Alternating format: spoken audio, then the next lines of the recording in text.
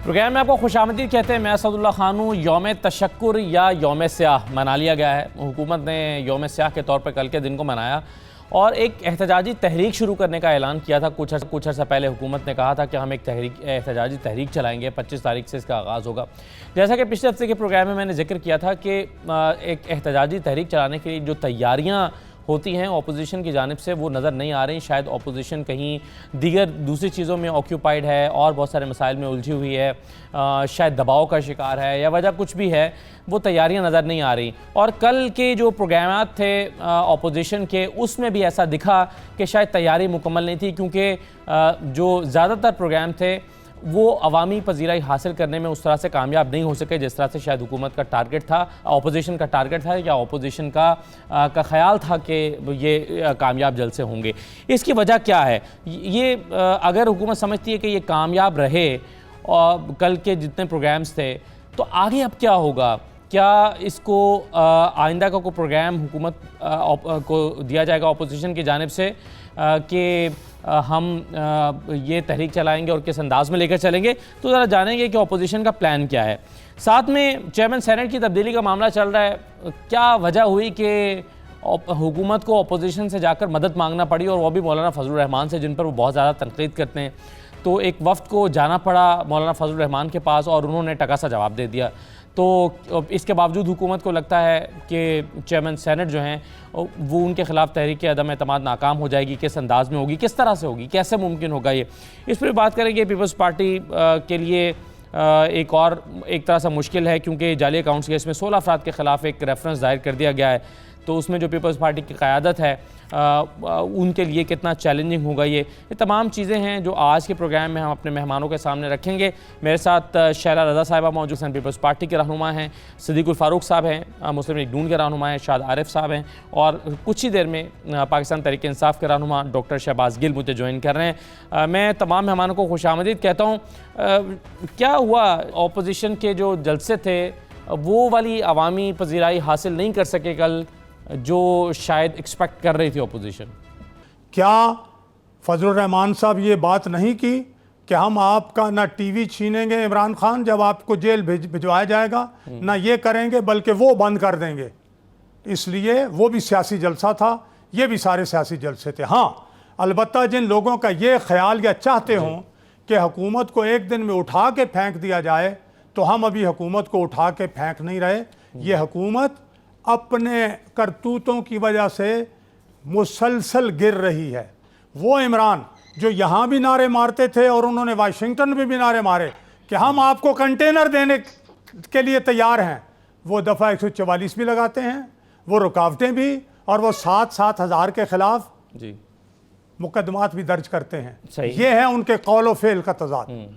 और आप देखेंगे, और ये सारे तवज्जो किससे हटा रहे हैं? आज स्टॉक एक्सचेंज 343 पॉइंट गिर गया है, 32,000 पे आ गया है 54,000 से। आज रिपोर्ट पढ़ें, आज जो आपका आलमी बैंक है जो उन्होंने बजट के हवाले से रिपोर्ट दी है, जो आज प्रेस में छपी है, 33 के 33 सारे गिर गए हैं इक्तिसादी। ये इस हुकूमत का हाल है। अब आगे सवाल करें फिर। अब बिल्कुल, मैं एक चीज़ जो मैंने सिद्दीकुल फारूक साहब अपने 10 साल करियर में 12-13 साल में मैंने देखा, जलसों को मुख्तलिफ जलसों कवर करके, जो पीटीआई के जलसे भी शामिल थे, नून लीग के भी, मुत्तहिदा के भी, मुख्तलिफ सियासी जमातों के, मैंने ये कभी नहीं देखा कि किसी जलसा गाह के कोई एंट्री और एग्जिट पॉइंट ना बनाया जाए। एक एंट्री पॉइंट होता है और बाकी चारों तरफ से उसको सील कर दिया जाता है। और मैंने कभी नहीं देखा कि पीटीआई बशमूल पीटीआई भी ये कहती रही है कि रुकावटें खड़ी कर दी गई और लोगों को आने से रोका जा रहा है, हालांकि वो जलसा गाह को सिक्योर किया जाता है। तो इसी तरह का इंतजाम कल भी था। जो जलसा गाह एक मैंने देखी, आई एम श्योर बाकी जगहों पे भी होगा। तो ये तो एक रेट्रिक नहीं है कि जी रुकावटें थी, लोगों को आने नहीं दिया जा रहा था, जबकि एक ही एंट्री पॉइंट होता है और एग्जिट पॉइंट होता है और जलसा गाह को चारों तरफ से बंद किया जाता है, और ये हमेशा होता है।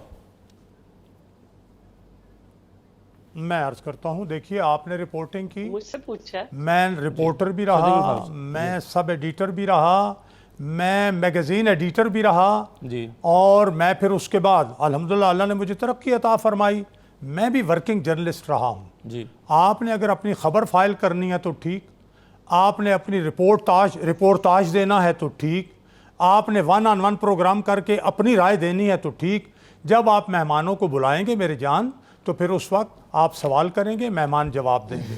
ये जो आप फरमा रहे हैं, ये दफ़ा 144 क्या लगाई या नहीं लगाई? ये भी कुछ देर में शहबाज गिल साहब ज्वाइन करेंगे, तो वो इन सवालों का आप जवाब देंगे कि दफ़ा 144 लगाएंगे। हाँ, तो इसका वो इसका जवाब देते हैं जवाब। वो बिल्कुल ठीक है। इरशाद आरिफ साहब, यौम तशक्कुर था, यौम सियाह था, इन दोनों में से कामयाब इवेंट कौन सा था? देखिए, यौम तशक्कुर का कोई इस तरह से ऐसा तो उन्होंने इज्तिमा किया ही नहीं। वो तो केक काटे गए हैं, दफातर में केक काटे गए हैं। ये मुकाबला नहीं हो सकता कि कौन सा कामयाब इज्तिमा था और कौन सा नाकाम था। मैं ईमानदारी से ये समझता हूँ कि पेशावर और कोयटा के अलावा कोयटा में भी मौलाना फजल रहमान और अचकज़ई साहब की जमात ने मिलकर मेहनत की और वहाँ एक अच्छा इज्तिमा था। पेशावर में भी एक अच्छा इज्तिमा था, मुतासर कुन इज्तिमा उसको कह सकते हैं आप। उसको तहफ़्फ़ुज़ नामूस रिसालत रैली कहें, मदारस के तलबा कहें, या जो भी हों, ये माज़ी में भी होता रहा है। बाकी लाहौर में, मुल्तान में, फैसलाबाद में, इस्लामाबाद में मेरी तो राय ये है, जो कुछ मेरे पास मालूमात हैं, वो कोई मुतासर कुन इज्तिमा नहीं कर सकी। अपोजिशन क्यों नहीं कर सकी?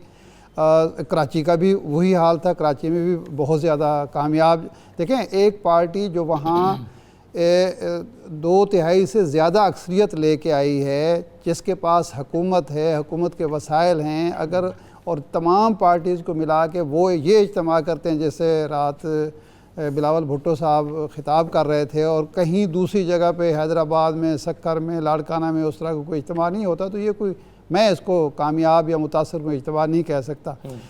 सिद्दीकुल फारूक साहब बात कर रहे हैं वर्ल्ड बैंक की रिपोर्ट की। सिद्दीकुल फारूक साहब, बिरादराना तौर पर मैं पूछ सकता हूँ कि आप इसको ऑन करते हैं, इस रिपोर्ट को? ये मौजूदा हुकूमत की नाकामी है?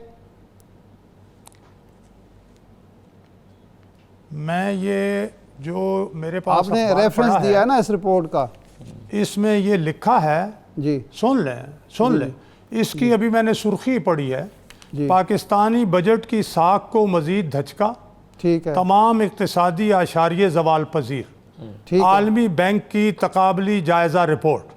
ये उन्होंने कहा कि मालियाती इंतजामकारी से मुतल्लिक तमाम इक्तिसादी, ये जो दो बातें हैं, ये मैं इसको ऑन करता हूँ। ऑन करते हैं। अच्छा, ये रिपोर्ट है 2015 और 18 की जी। इसमें मौजूदा हुकूमत शामिल ही नहीं है। ये और मरियम नवाज साहबा इस रिपोर्ट को ट्वीट करके वापस ले चुकी हैं, डिलीट कर चुकी हैं, क्योंकि इसमें ये कहा गया है कि मियां नवाज शरीफ साहब और मुस्लिम लीग की जो हुकूमत थी, उसकी गलत इक़्तिसादी और मुआशी पॉलिसियों की वजह से पाकिस्तान का बजट जो है वो बहुत ज़्यादा तबाहकुन रहा, आवाम के लिए, मुल्क के लिए, मईशत के लिए। तो ये तो आपके खिलाफ रिपोर्ट है, इमरान खान और ये गलती से मरियम नवाज ने ट्वीट कर दी और फिर उन्होंने गलती से, आप देख लें, क्योंकि आप तो इसी पे बात कर लेते हैं। इरशाद आरिफ साहब बात कर लेते हैं, सुनिए इसकी एक सुर्खी और सुन ले।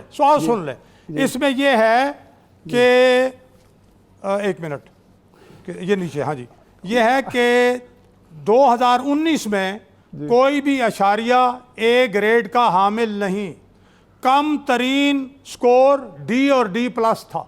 ये लिखा हुआ है जनाब, मैंने नहीं लिखा, ये एक्सप्रेस अखबार है, ये और इसमें ये लिखा है, और इसमें साथ ये भी लिखा है हाल के नतीजे में ये हुआ, तो इसलिए आप इसरार ना करें। अच्छा जी, अच्छा आप सुनिए, इस पे बात करेंगे, कल कर लेंगे, परसों कर लेंगे, लेकिन मैंने बताया है कि आज स्टॉक एक्सचेंज 343 पॉइंट्स गिरा है। वो आपकी बात ठीक है, 30,000 पे आ गया है 54,000 से। इस पे इसरार न करें, इसका दिफा करें। अब मुझे बात करने में मैं एक जो गुजारिश करना चाहता हूं कि असल में अपोजिशन जो है, अपोजिशन का मसला क्या बन गया है। देखें, 2014 में इमरान खान ने 1 साल के बाद तहरीक शुरू करना चाहिए। लोगों ने उनको रोकने की कोशिश की कि 1 साल किसी भी हुकूमत के लिए ऐसा नहीं होता, फैसला कौन नहीं होता कि जिसकी बुनियाद पर आवाम को सड़कों पर ला सकें। वो उन्होंने बात नहीं मानी, उसके बाद नतायज आपके सामने हैं। मियां नवाज शरीफ साहब की हुकूमत भी कायम रही और अगले 4 साल तक वो इक़्तिदार में मुस्लिम लीग रही। यही गलती अब पता नहीं क्यों मौजूदा अपोजिशन कर रही है। देखें, आप कोई अगर एक ही इज्तिमा कहीं रख लेते तो बहुत ही कामयाब होता। आपने एक तो तहरीक की तैयारी नहीं की, इसकी जलसों जुलूसों को यौम स्याह की, और दूसरा यह है कि फिर उसको फैला दिया और उसकी वजह से वो कुछ नहीं हो सका। लेकिन हुकूमत के लिए कोई एक जुमला मैं अर्ज कर दूं, नहीं चूंकि होनी आप भाई हैं चाहिए। मेरे, मुझे आप एक जुमला हुकूमत अर्ज के कर बारे दूं। में तो आप बात करने दें, आपके बारे में मैंने बात कर ली है, वो यौम सुन स्या लिया मनाया हमने। है। हुकूमत के लिए ये बात इत्मीनान बख्श नहीं होनी चाहिए कि एक साल के बाद अपोजिशन इकट्ठी हो चुकी है, अपोजिशन मुत्तहद हो चुकी है और वो महंगाई का इशू लेकर या कोई और इशू लेकर आपके ख़िलाफ़ सड़कों पर आना चाहती है। हुकूमत को हमेशा इस्तेहकाम चाहिए होता है, इत्मीनान चाहिए होता है, पुरअमन माहौल चाहिए होता है। इसलिए अगर ये इज्तिमात को हम कह रहे हैं या अपोजिशन को कह रहे हैं कि वो नाकाम रही है, तो इसका हरगिज़ मतलब नहीं कि हुकूमत मुतमईन होकर बैठ रहे। जो महंगाई का इशू है, लोगों की रोटी का इशू है, रोजगार का इशू है, वो चैलेंज मौजूद है और हुकूमत को उस पर तवज्जो देनी चाहिए। जी शाला साहब, आप कुछ कहना चाह रही हैं? बस एक जुमला तो ये कि हमने यौम स्या मनाया है, तहरीक नहीं चलाई। ठीक है, ठीक है सर, तहरीक नहीं चलाई, यौम स्या मनाया जी। अच्छा देखिए, इससे तो कोई इनकार नहीं कर सकता, हमें जितना भी नाकाम कह दे ठीक है, अगर खुश होते हैं अपने खर्चे पे खुश रहें, इससे तो कोई इनकार नहीं कर सकता कि पाकिस्तान की करेंसी नेपाल और बांग्लादेश से भी ज्यादा गिर गई। इससे तो कोई इनकार नहीं कर सकता कि पाकिस्तान साउथ एशिया कंट्रीज में सबसे महंगा मुल्क बन गया। और अगर ये एक रिपोर्ट मैं पढ़ दूं कि इंटरनेशनल मार्केट ने क्या तज्जिया दिया है, इंटरनेशनल मार्केट में पेट्रोल जो है वो 17% सस्ता हुआ है, लेकिन पाकिस्तान में 13% महंगा हो गया। आलमी मार्केट में चीनी की कीमत एक साल के दौरान 4% कम हुई, लेकिन पाकिस्तान में 31% महंगी हो गई। आलमी मार्केट में 8% चावल सस्ते हैं, लेकिन हमारे यहाँ 7 से 11% महंगे। आलमी मार्केट में सोयाबीन ऑयल सस्ता, जबकि पाम ऑयल की कीमत में 5% इजाफा हुआ, लेकिन पाकिस्तान में कुकिंग ऑयल 11.5% महंगा हो गया। फर्टिलाइजर की बात करें तो आलमी मार्केट में डीएपी खाद 16% सस्ती, जबकि पाकिस्तान में 10% महंगी। यूरिया की कीमत दुनिया भर में 4% कम हुई, मगर पाकिस्तान में 22.6% बढ़ गई। कॉटन की आलमी कीमत गुज़िश्ता साल 26% कम हुई, लेकिन पाकिस्तान में 2% बढ़ गई। इसको कौन झुटलाएगा? हम जो कल निकले, इसको तो कोई डिफेंड नहीं कर सकता, जो महंगाई पेशावर में एक मिनट आखिरी बात कर लूं। पेशावर में मौलाना फजलुर रहमान के साथ साथ एएनपी भी थी, शेरपाव भी थे, और मेरे ख्याल में ये जुमला तो सबको बहुत ही पसंद आया जो नामूस रिसालत के लिए आए थे कि मौलाना ने कहा कि मैं किसी को एनआरओ नहीं दूंगा।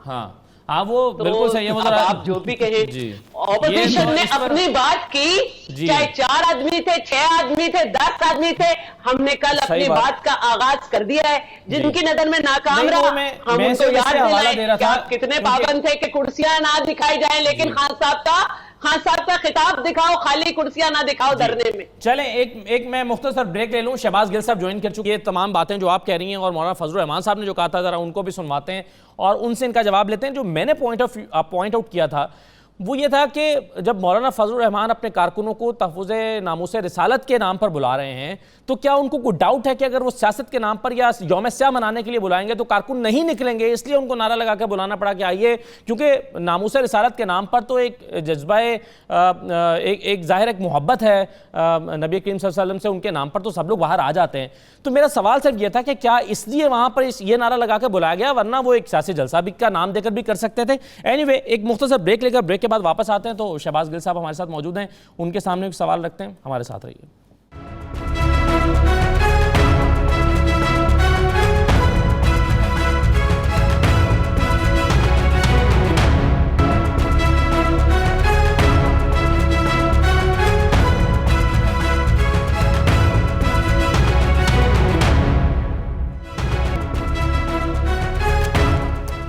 ब्रेक के बाद दोबारा खुशामदी। डॉक्टर शहबाज गिल साहब भी हमें ज्वाइन कर चुके हैं। डॉक्टर साहब, मौलाना फजलुर रहमान साहब ने जवाब दिया, वो जो बार बार इमरान खान साहब कहते हैं मैं एनआरओ नहीं दूंगा, अमेरिका में भी जाकर उन्होंने कहा, यहाँ भी कहते हैं, और मौलाना फजलुर रहमान ने जवाब में कहा कि मैं आपको एनआरओ नहीं दूंगा। आप क्या देंगे? मैं आपको एनआरओ नहीं दूंगा। फजलुर रहमान साहब क्या कह रहे थे, जरा मैं आपको सुनवाना चाहता हूँ ताकि आप इसका जवाब दीजिए। सुनवाइए जी। इमरान खान, आपके लिए जिन लोगों ने मुझे एनआरओ के लिए बार बार कहा, मैं उनका नाम नहीं लूंगा। एनआरओ देना ये हमारी मर्जी है, आपकी मर्जी नहीं है। आप कौन होते हैं किसी को एनआरओ देने वाले? तुम्हारे बड़बोल तो हम देखते रहते हैं। अरबों रुपए निकालूंगा, खरबों रुपए निकालूंगा, और इन लोगों से मैं खरबों रुपए लूंगा। वो खरबों और अरबों रुपए लेना, ये आया, मैं एयर कंडीशन निकालूंगा और मैं टेलीविजन निकालूंगा। जी डॉक्टर साहब, ये किस एनआरओ की बात हो रही है? आपको असद पता है, मैंने कभी किसी सवाल को डक नहीं किया मीडिया पे, लेकिन मौलाना साहब के बारे में बात करके और उनके बारे में जवाब दे के टाइम का ज़िया है। मैं इनकी बात का जवाब नहीं देना चाहूँगा, कोई और सवाल करें। It's waste of time talking about him और answering about anything related to what he is levelling against my party और माई लीडर। तो वो डिजर्व नहीं करते कि उन पर टाइम ज़ाया किया जाए। आप किसी के बारे में, हालांकि मैं PMLN पे बहुत तनकीद करता हूँ, सवाल करें पीपल्स पार्टी, आप जवाब दूंगा। इनके बारे में डॉक्टर साहब, लेकिन अगर वो अहम ना होते, उनकी कोई हैसियत ना होती, तो आप अपना एक वफ्द उनके पास तो ना भेजते ना, सेनेट में के इंतखाबात में मदद मांगने के लिए आपने उनको भेजा है। इसका मतलब वो एग्जिस्ट तो करते हैं ना पाकिस्तान। वो सर कुछ लोगों की जाती काविश हो सकती है, पर्सनल कुछ लोगों की, पार्लियामेंटेरियन की अपने रिलेशनशिप होते हैं। कई दफा हमारी पॉलिटिकल एरिना में मैं जो आंसर कर रहा हूँ वो मेरा ख्याल है आपके सवाल का यही आंसर किया, लेकिन आपने पूछना दोबारा मेरी। सर अगर मेरी गुजारिश सुन ले, अगर आप दोनों, मुझे पता है जो मैं बात कह रहा हूँ आपको। आज प्राइम मिनिस्टर ने इस बात पे बहुत ही खफगी का इजहार किया है कि उनको क्यों मिला गया है। ठीक है, तो हमारी पार्टी पॉलिसी नहीं है, और मैंने जैसे कहा कि मैं तो जवाब नहीं देना चाहता, तो उनसे मिलना दूर की बात है। सही है, चलें। ये तो खबर है कि प्राइम मिनिस्टर ने जो है उनको नाराजगी का इजहार किया कि आप क्यों मिले जाकर मौलाना फजल रहमान साहब। आप कुछ पूछ रहे थे? हाँ, मैं ये कह रहा था कि पार्लिमानी लीडर हैं शिबली फराज साहब आपके सेनेट में। पार्लिमानी लीडर भी पार्टी लीडर के इजाज़त के बगैर चले गए। बाकी तो चलो हो सकता है, लेकिन सर मैं इस डिबेट में नहीं दोबारा मैं बताता हूँ। शिबली फराज साहब हमारे बहुत इंपॉर्टेंट और बहुत ही सीनियर लीडर हैं, और मैं ये नहीं कह रहा कि उन्होंने को बहुत गलत काम किया। उनको जाके पॉलिटिक्स में आप लोगों से मिल लेते हैं, उन्होंने अपने तौर पे मिल लिया। ये पार्टी पॉलिसी नहीं है। मैं दोबारा आपकी खिदमत में अर्ज कर रहा हूं, मैं अब तर्जुमान हूं वज़ीर आला का। ऐसा हरगिज़ नहीं कि मैं जब आपसे मिलता हूं तो मैं हर दफ़ा आपसे मिलूंगा तो वज़ीर आला साहब की इजाज़त के साथ मिलता हूं। कई दफ़ा उनसे मेरी बात नहीं होती, मैं फिर भी आपसे मिलूंगा। तो उसका मतलब ये थोड़ी कि उस मुलाकात में वज़ीर आला साहब ने मुझे आपके पास भेजा है। तो हमारी अपनी ज़िंदगी भी होती है, हमारे अपने डिसीजंस भी होते हैं और हमारे रोल्स भी होते हैं। ठीक है। अच्छा, एक और जो मौलाना फजल रहमान की बात का आखिरी हिस्सा था, उस पर इस वक्त एक कन्फ्यूजन सी है, मुख्तलिफ तरह के लतीफ़े भी सोशल मीडिया पर चल रहे हैं। इस वक्त क्या पोजीशन है, AC और TV नवाज शरीफ साहब के कमरे में है या नहीं है? अगर आप ये अपनी तरफ से सवाल पूछें तो मैं जवाब दूंगा। अगर फजल रहमान साहब की तरफ से आप बात करेंगे तो मैंने आपको बताया ही डजंट डिजर्व। और पाकिस्तान में मैं किसी और के बारे में ये बात नहीं कहता। मैं पाकिस्तान में किसी और के बारे में ऐसी सोशल मीडिया पे बहुत सारे लोग कयास आ रहे हैं, ऐसी हरकत बात नहीं। मैं तो बहुत छोटा सा इंसान हूँ जी। हाँ, ऐसे मैं जवाब देता हूँ। देखिए, बात यह है कि आप दोनों इस तरह के जर्नलिस्ट हैं। आप दोनों को मैं पर्सनली जानता हूं कि आप दोनों, खैर जो सीनियर हमारे यहाँ पे दोस्त बैठे हुए हैं तो बहुत ही पुराना जर्नलिज्म कर रहे हैं, और हमेशा उनकी भी काविश रही कि एक पाकिस्तान हो, दो ना हो। लेकिन चीजें बनते बनते वक्त लगता है, चीजें तोड़ते तोड़ते, जंजीरें तोड़ते तोड़ते वक्त लगता है। लोगों को वहम होते हैं, ये करेंगे तो पता नहीं आसमान गिर जाएगा जमीन पे कि पता नहीं क्या हो जाएगा। तो यही हमारी लीडरशिप ने ये बड़ा वाज़ेह पैगाम दिया है कि किसी को पर्सनल हमने अटैक नहीं करना, नवाज शरीफ साहब को या किसी को कि इसकी सहूलत ले लो, इसको दे दो, नहीं।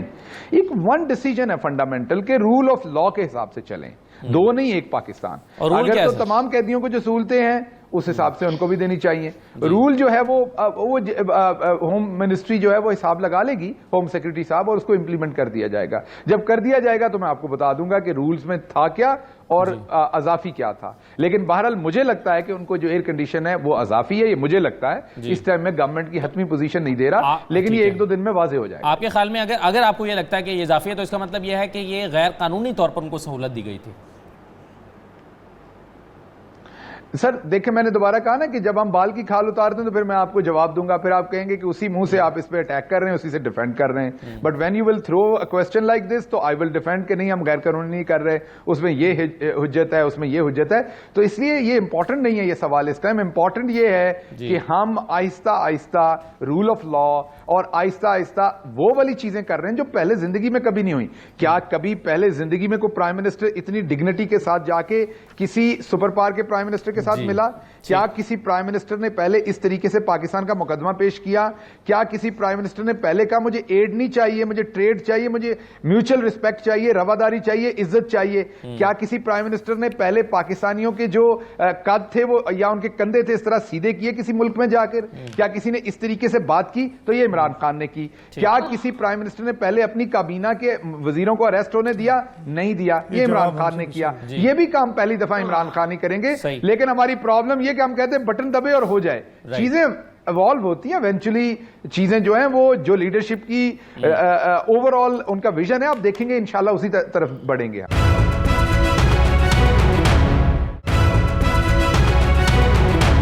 सिद्दीकुल फारूक साहब, ये जो एनआरओ वाली बात मौलाना फजलुर रहमान ने की है, ये आपको समझ आती है? वो कहते हैं मैं नाम नहीं लूंगा, मुझसे मांगने के लिए आए इमरान खान के लिए एनआरओ, इससे क्या मुराद है? आपको क्या लगता है कौन सा एनआरओ, क्यों मांगने के लिए? मौलाना फजलुर रहमान कैसे एनआरओ दे सकते हैं? वो क्या बात कर रहे हैं?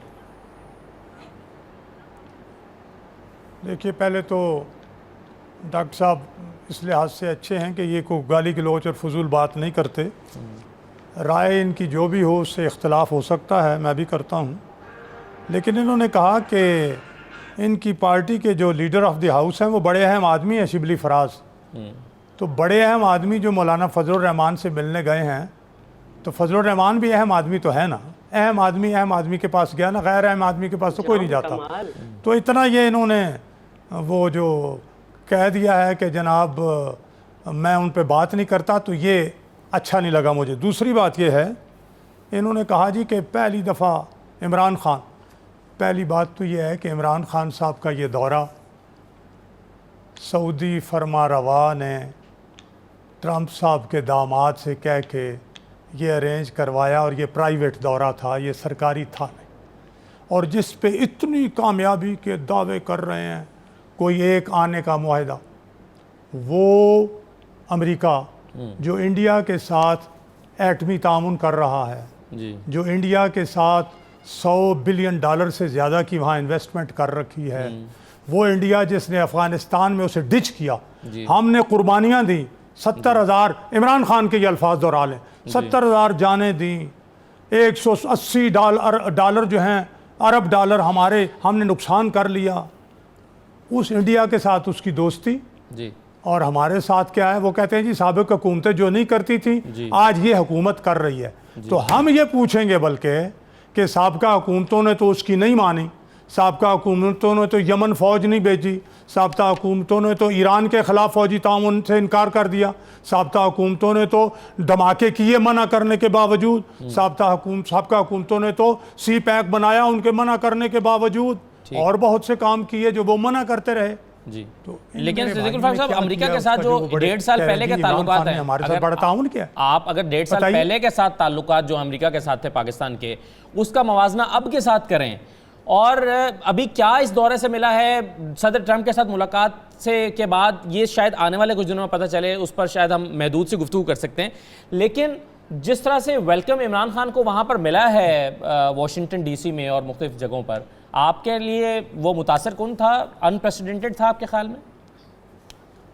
मैं अर्ज़ करूँगा कि इससे ज़्यादा मुतासर कुन, कांग्रेस से खिताब भी करवाया, सरकारी दौरे भी थे, तोपों की सलामी भी थी, अयूब खान को जाके जहाज़ की सीढ़ियों पे कैनेडी साहब ने रिसीव भी किया, लेकिन जवाब में फिर यहाँ बड़ा बेर के अड्डे भी लिए।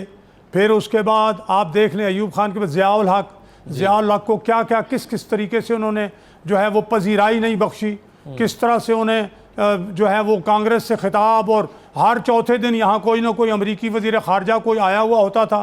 और फिर अभी बाद में ये परवेज़ मुशर्रफ को देख लें, तो नतीजा क्या निकला, जूँ ही उनका मतलब निकला, जूँ ही जिनेवा मुआहदा हुआ, आंखें फेर ली। जूँ ही परवेज़ मुशर्रफ ने जो कुछ किया आप देख लें। मैंने यही तो कहा कि हमने कुर्बानियाँ दी, इंडिया ने मुखालफत की, इंडिया को ला के अपने साथ अफगानिस्तान में बिठा दिया, हमें निकाल बार किया कि चलो तुम हमारे साथ तामुन नहीं करते हो। और कहा क्या, ट्रंप ने कि तुमने हमारे खिलाफ ही काम किया है। पाकिस्तान ने कुर्बानियां दी और वो कहते हैं जी कि आपने हमारे खिलाफ काम किया है। सिद्दीक फारूक साहब, पाकिस्तानी कौम की एक और सवाल, पाकिस्तान की एक सवाल मुझे अगर आप अर्ज करने दें सिद्दीक फारूक साहब कि आप 60s में या 80s में आपके जो अच्छे ताल्लुकात हुए, आपकी फ़ौज बिल्ड हुई, आपको जदीद हथियार मिले, आपकी मईशत बेहतर हुई, अब बाद में नालायक लोग आ गए और वो समरात समेट नहीं सके, तो उसमें उनका क्या कसूर है? जिस दौर में अमेरिका के साथ हमारे अच्छे ताल्लुकात थे उसी दौर में आपने एटमी प्रोग्राम मुकम्मल किया, वो वैसे बैठे बिठाए नहीं हो गया था। आपकी अगर मुआशी हालत आज की होती तो आप कुछ भी नहीं कर सकते थे। तो ये मुआजना बनता नहीं है कि उस दौर में, जिस दौर में हमारे अच्छे ताल्लुकात रहे, गिव एंड टेक हुआ, हमने कुछ दिया, हमने लिया भी।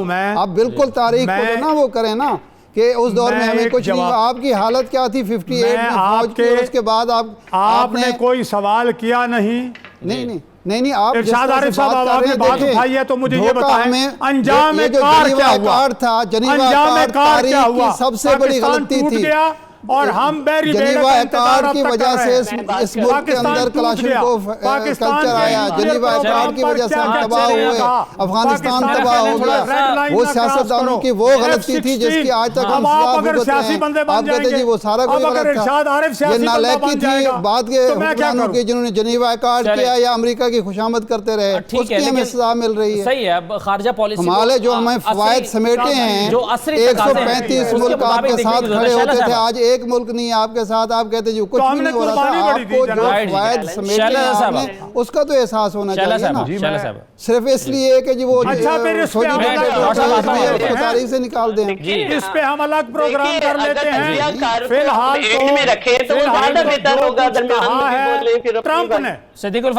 ट्रंप ने कहा है उसकी बात करें, उसने कहा आप हमारे खिलाफ करते रहे हो, राइट जी, उसकी बात करें। ठीक है, एक मिनट। अच्छा, देखिए आपकी पहली बात के जवाब में जी, हाँ आपकी पहली बात में कि भाई वहाँ पे JUI के लोग वहाँ पर इसलिए आए थे, वो वापस चले जाते, आजकल कोई बच्चा नहीं है।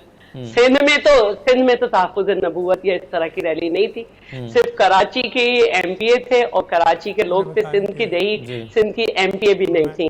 ठीक है, अच्छा अब मुझे नहीं मालूम कि शिबली फराज के साथ साथ जाम कमाल साहब भी इतने अहम है कि वो चले गए वहां पे।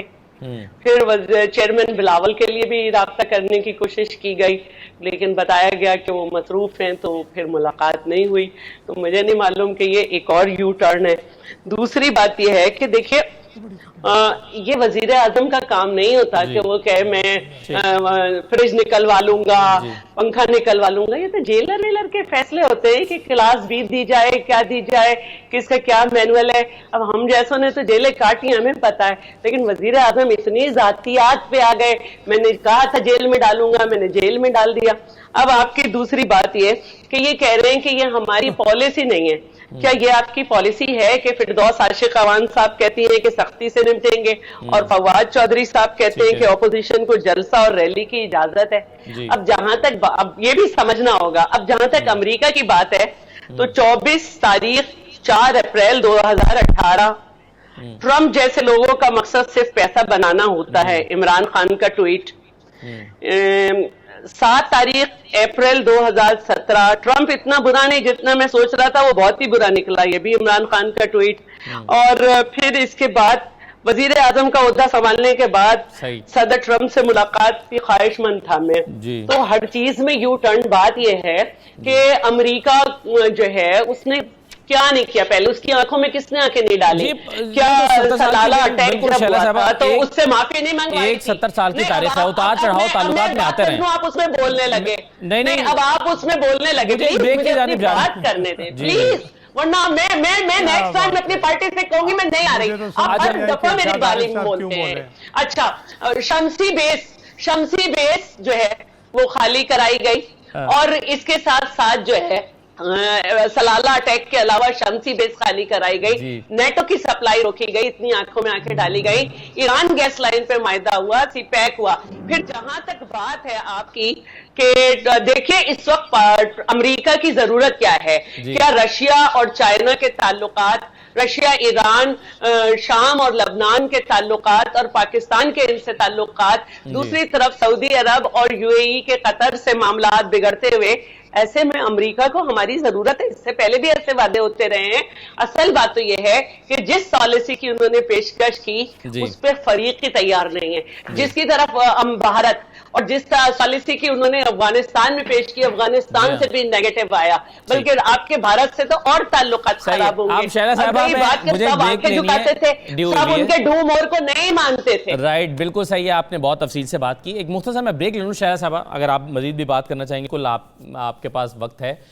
मैं सिर्फ एक खबर देना चाह रहा था और फिर आके डॉक्टर शहबाज गिल साहब से इसके बारे में जानते हैं कि शिबली फराज साहब जो हैं वो अब हासिर बजंजो साहब से मिले हैं और उनसे उन्होंने रिक्वेस्ट किया कि आप विड्रॉ कर जाएं, आप ये छोड़ दें, जो आप बतौर उम्मीदवार आप इस इंतखाब में हिस्सा ना लें।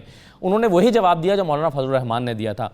अब क्या शिबली फराज साहब अपनी क़यादत से की इजाज़त से हासिर बजंजो से मिले हैं या नहीं, ये डॉक्टर शहबाज गिल साहब से पूछते हैं। एक मुख्तसर ब्रेक लेकर वापस आते हैं।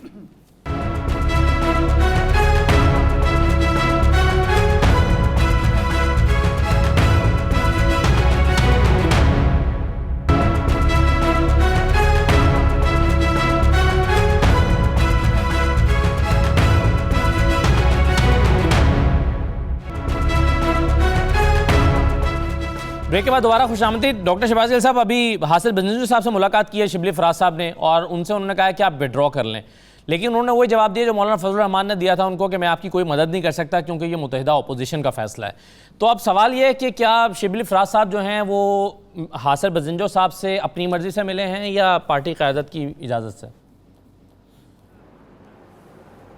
देखिए, जैसे मैंने असद पहले आपको कहा कि हमारे यहाँ पॉलिटिक्स का एक ख़ास तरीका है पाकिस्तान के अंदर और लोग लोगों से मिलते हैं, इसको यहाँ रवादारी कहा जाता है। मैं ज़ाती तौर पर इसके हक़ में नहीं हूँ। ज़ाती तौर पर शहबाज गिल, मैं ज़ाती तौर पे कहता हूँ कि इसकी कोई ज़रूरत नहीं होती। आपको पता होता है जो आपके मुखालिफ है उसने आपके मुखालिफ रहना है, जो आपके साथ है उसने साथ रहना है। लेकिन यहाँ पर एक है, ये मैंने आपको वो बताया कि आज प्राइम मिनिस्टर ने इस बात पे नाखुशी का इजहार किया कि वो क्यों फजलुर रहमान साहब से हम किसी भी सूरत की कोई भी इंटरेक्शन पॉलिटिकल करते हैं जब वो हमारे लिए एक नॉन एंटिटी है, हमारे लिए कोई इररेलेवेंट पर्सनैलिटी हैं और हम नहीं चाहते उनके साथ किसी सूरत भी एंगेज होने का। बाकी हासिर बजंजो साहब, उनके बारे में मैं ये बात नहीं करूंगा। शैला रजा साहबा, उनके बारे में मैं ये बात नहीं करूंगा जो मैंने मौलाना साहब के बारे में की। सदीकुल फारूक, उनके बारे में मैं ये बात नहीं करूंगा।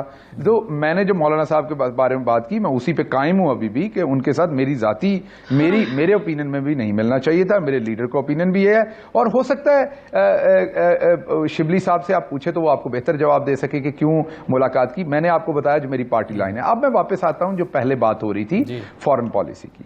देखिए, व्हेन राइट पर्सन, इस पर आने से पहले इसे एक सवाल अगर आप मेरा और ले सकें फिर आप इसको कर लीजिएगा, क्योंकि मैं चाह रहा था कि अभी चूंकि पॉलिटिकल क्वेश्चन की एक पॉलिटिकल क्वेश्चन मैं आपसे और करना चाह रहा था। वो ये है कि एहसन इकबाल साहब ये कह रहे हैं, उन्होंने आज प्रेस कॉन्फ्रेंस भी की, उन्होंने कहा कि मुझे ये पैगाम दिया है कि अगर आप तेज रफ्तारी से चलेंगे तो नैब आपको उठा लेगी, और साथ में उन्होंने कुछ और भी कहा। क्या कहा है एहसन इकबाल साहब ने, वो भी सुन लीजिए, रिस्पॉन्ड कर दीजिएगा जी। बेबुनियाद मुकदमों से और धमकियों से हमारे अरकान की अगर ये समझते हैं कि कोई अज़म में कमी आएगी, उनके अज़म और पुख्ता होंगे। तो इसलिए ये हथियार ना आजमाओ, मैं नहीं छोड़ूंगा। क्या नहीं छोड़ोगे? कौन हो? डिक्टेटर हो? पाकिस्तान के हिटलर बनना चाहते हो? बन के देखो, पता चल जाएगा। यहां पे बड़े आए थे, आज उनका नाम भी कोई नहीं लेता। जी डॉक्टर साहब, मैं दो लोग हैं, ये एहसन इकबाल साहब हैं और ख्वाजा आसिफ हैं जी। मैं आपको आपके प्रोग्राम में ब्रेकिंग दे देता हूं। इन दोनों की बड़ी करप्शन के डॉक्यूमेंट्स जो हैं वो बहुत सारे इदारों के पास आ चुके हैं, बहुत सारे और उन पे ऑलमोस्ट इन्वेस्टिगेशन जो है मुकम्मल हो चुकी है। जी बहुत सारे इदारों के पास। उसमें आपको पता ना हर चीज पैरेलल काम कर रही होती है। आपकी नजर से भी गुजरे हैं, सिर्फ खबर है आपके पास? नैब नहीं रुकेगी अपना काम करने से। आपकी नजर से भी गुजरे हैं? मैंने जितनी बात कहनी थी वो कह दी। इसी मैंने आपको ये कहा कि जितनी बात मैंने करनी थी वो कर दी। अब आगे चलते हैं इससे। तो इनको अपने अंजाम का खुद से पता है। शुक्र है ये बात इनके मुंह से निकली। अगर मैं ये बात कहता तो इन्होंने कहना था ये कैसे प्रेडिक्ट कर रहे हैं मैंने उठाए जाना है। तो शुक्र है इन्हें ये अरस्तू हैं। मेरा एक सवाल साथ में ले लीजिए, उन्होंने बात करनी है। मेरा एक सवाल, खामोश हो जाए जी शैला साहब, अभी खामोश हो जाए तो मैं बात करूं। 8 अगस्त और 2012 सबसे पहले अगर किसी ने बात की है कि एड नहीं ट्रेड, वो आसिफ जरदारी ने अमेरिका से बात की थी। तारीख के साथ मैं बात करती हूँ। उसके बाद आपने कहा कि इतनी इज्जत किसी को मिली नहीं। भाई ज्वाइंट सेशन से बीबी साहिबा ने खिताब किया था, जरा तारीखें उठा के देखा करें। और दूसरी बात आपको ये बताऊं, आप हर चीज को गलत करते जा रहे हैं। आज आप बहुत कंफ्यूज हैं।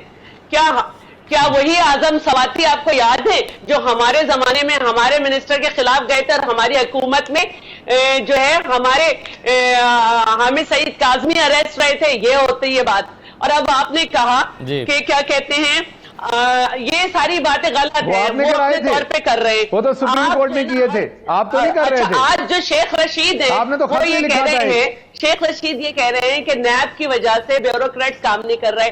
आसिफ साहब कहें तो गलत। आप कहते हैं कि करप्शन के डॉक्यूमेंट्स आपको कैसे पता, दूसरों को तो नहीं पता। अलीम साहब 101 दिन गिरफ्तार रहे, 80 दिन उनके प्रोटेक्शन ऑर्डर हुए। आपके लिए सही, हमारे लिए गलत। अब आपने कहा कि सऊदियों के लिए ये बात की जा रही है। मुसलमान कितने मुल्कों में बादशाहत है? जब आप ये कहते हो कि बादशाह से हमें कहलवा रहे हैं, तो आपके ख्याल में आप बादशाह के ऊपर इल्जाम नहीं लगा रहे?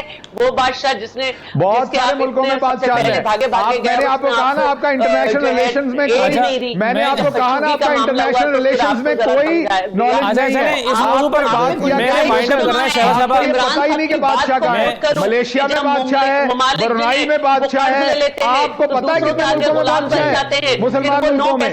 जब आपको पता ही नहीं है इंटरनेशनल रिलेशंस का तो इसमें बात ना किया करें। मैंने पहले भी मशवरा दिया था ना बात किया करें। सवाल ये आपका एरिया नहीं है। ब्रुनाई में बादशाह है, मलेशिया में बादशाह है और बहुत सारे मुल्कों में बादशाह है। अच्छा, मैं एक चीज जो पहले इरशाद आरिफ साहब से और शैला साहबा से मैं पूछना चाहता हूं, ये तो इनकी लेवल ऑफ इंटेलिजेंस है। सही है। पहले इरशाद साहब आप और मुख्तसरन और फिर क्विकली शैला साहबा, ये जो पीपल्स पार्टी के ऊपर आज पीपल्स पार्टी पे इनफैक्ट नहीं मैं कहूंगा लेकिन दबाव पीपल्स पार्टी पर आएगा।